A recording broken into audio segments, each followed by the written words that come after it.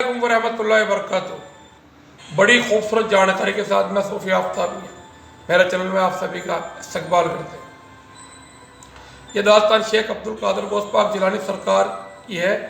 जब आप विद्यार्थी हुआ करते थे, खुद एक स्टूडेंट हुआ करते थे, उस दौर का वाक़या है। एक दफ़ा बगदाद के अंदर कोई पोछे में बाबा है। उन बाबा का नाम था शाह मोहम्मद गौस।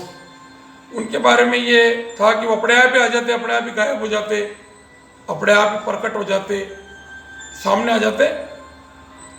ऐसी बातें उनके बारे में फैली हुई थी।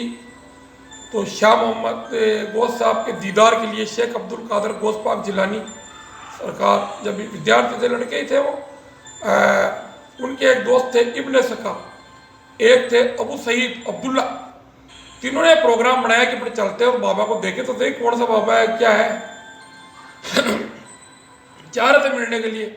इब्न सका कहने लगे कि मैं तो बाबा को पहले देखूंगा, कुछ सवाल पूछूंगा, ऐसे सवाल पूछूंगा बाबा का जवाब ही नहीं लगेगा। तो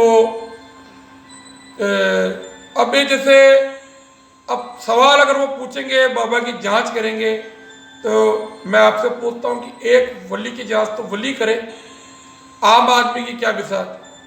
एक मामूली आदमी कहते कहते भाई कि ये कारीगर इसने एक काम किया तो सही कर रहा है या नहीं कर रहा है, ये कारीगर है कि नहीं इस काम का। कारीगर की पहचान तो कारीगरी करे। लेकिन उन्होंने कह रहे थे वो कि मैं देखता हूँ कितना बड़ा वली, तो सवाल पूछूंगा। ठीक है। तो वो थोड़ी देर बाद के अंदर है जो अबू सईद कहने लगे कि एक का सवाल तो मेरे भी मन में है, पूछ के देखूंगा, देखा वो क्या कहते थे। शेख साहब शेख अब्दुल कादिर गौस पाक जिलानी सरकार को पूछा कि कादिर तुम क्या करोगे। भाई मैं कोई सवाल पूछने ना जा रहे, मैं तो एक मिलने के हिसाब से जा रहा हूँ। उनके दीदार हो जाएंगे, कुछ नहीं तो उनके चेहरे की ज़ियारत हो जाएगी, और कुछ नहीं तो अल्लाह के बंदे तो वहीं से। तीनों पहुँचे उनके पास। जब अंदर गए, देखा वहाँ कोई नहीं। उन्होंने झपकी मारी, सामने वो बाबा खड़े, एकदम एक झपक के अंदर, एकदम गुस्से के अंदर, आंखें लाल। सीधे इब्न सका के पास आए और बोले, तू मुझे सवाल पूछेगा, तू ऐसा सवाल पूछेगा जिसका मैं जवाब नहीं दे सकता। इस तरीके से तू ये सोच करके, ऐसे सोच के तू मुझे जांचने के लिए आया, ऐसे कौन से सवाल लाया। इब्न सका घबराने लगा, वो चुपचाप खड़ा रहा। उन्होंने कहा कि तेरे अंदर से मुझे कुफ्र की बू आ रही है। ये नहीं कहा तू काफिर बनेगा, फतवा नहीं दिया, अल्लाह के वली कभी फतवा नहीं देते। उन्होंने कहा तेरे अंदर से मुझे कुफ्र की बू आ रही। अबू सईद को देख के कहा, तुम्हारे भी कुछ सवालात लेकर के आए थे, तुम दीनदार कभी नहीं बन पाओगे, तुम दुनियादारी के अंदर ही तुम्हारी जिंदगी बीतेगी। शेख अब्दुल कादिर गौस पाक जिलानी को देखते ही सारा गुस्सा खत्म, सर पे हाथ फेरा, पास गए, हाथ फेरा, कहा कि एक दिन मैं तो शायद इस दुनिया में रहूंगा नहीं रहूंगा, लेकिन एक दिन वो आएगा जब एक बगदाद के अंदर तुम मुंबर पे बैठ के कहोगे कि अब तो वली वही बनेगा जिसके गर्दन पे मेरा पैर होगा। वो दौर आएगा, वो समय आएगा। और तीनों वहां से वापस निकल जाते हैं। थोड़ी देर रुक कर इब्न सका को रोम के बादशाह के यहाँ कोई लिखाई पढ़े की नौकरी मिल जाती। वो उनकी बेटी के ऊपर मोहित हो जाते हैं, रोम के बादशाह की बेटी पर मोहित होकर उसको दिल दे बैठते हैं। और बादशाह से कहते हैं कि आप अपनी लड़की का निकाह मुझसे करवा दो। बादशाह कहते करो, लेकिन आप ईसाई बन जाओ, ईसाई बनने के बाद आप निकाह कर सकते हो, शादी कर सकते हो मेरी बेटी से।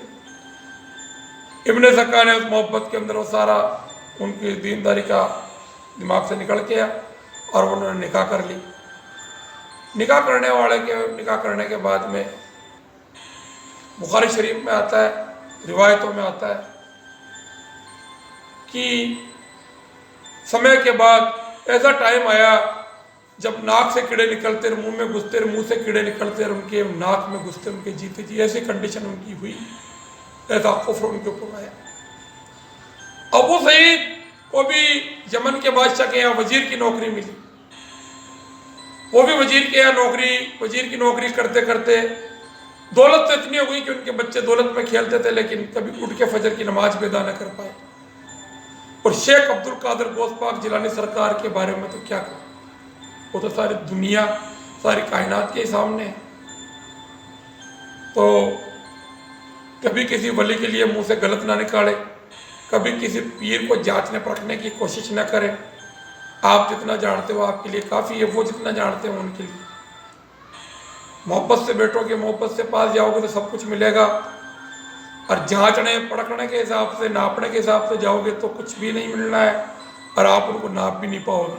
جیسا کہ ہم اپنے شبدوں میں بیان کر چکے ہیں، ایک ولی کو ولی ہی ناپ سکتا ہے، عام آدمی نہیں۔ کاریگر کی کاریگری میں نقص کاریگر ہی نکال سکتا ہے، عام آدمی نہیں نکال سکتا۔ کاریگر کو کاریگر ہی جانچ پائے گا، ولی کو ولی ہی جانچ پائے گا، اس میں نقص ہے یا نہیں ہے یہ ایک ولی ہی طے کرے گا، عام آدمی نہیں۔ میرے بھائیوں، میری جانکاری آپ کو کیسی لگی ہے؟ گزرے ہوئے زمانے، گزرے ہوئے دور کی یہ داستان، قریب اس سمے کی بات ہے، یہ 1000 سال 900 سال کے آس پاس کا واقعہ ہے۔ آپ کو جانکاری کیسے لگی؟ میرے لیے بھی دعائیں خیر کریں، میں بھی آپ سے بھی آج رات کے لیے دعائیں کرتا ہوں، دعائیں خیر میں مجھے یاد رکھیں۔ السلام علیکم ورحمۃ اللہ وبرکاتہ۔